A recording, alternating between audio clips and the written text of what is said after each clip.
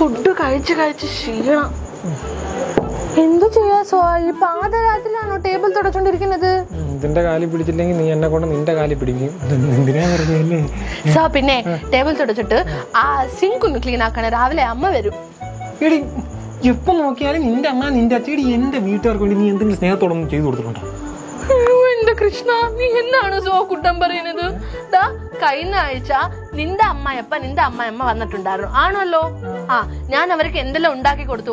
Chicken ഫ്രൈയോ, beef ഫ്രൈയോ, മട്ടന്, ചിക്കൻ ബിരിയാണി ഇത്ര ഉണ്ടാക്കി കൊടുത്തിട്ടില്ലേ? എല്ലാം പോട്ടെ, ഇന്നലെ നിന്റെ അളിയൻ വന്നിട്ടുണ്ടായിരുന്നു. അവൻ എന്റെ അടുത്ത് വന്നിട്ട് 2000 ചോദിച്ചു. ഞാൻ എനിക്ക് പോലും അറിയാത്ത നിന്റെ ക്രെഡിറ്റ് കാർഡിൽ നിന്ന് 20,000 എടുത്തു കൊടുത്തു. അതേ എന്റെ അമ്മായിയമ്മ വന്നപ്പോ ഞാൻ അവർക്ക് ഒരു താങ്ക് യു അല്ല സോ കൊടുത്തു വിട്ടതു. ഇത്ര നന്നായിട്ടല്ല സോ ഞാൻ നിന്റെ ഫാമിലിയെ നോക്കുന്നത്.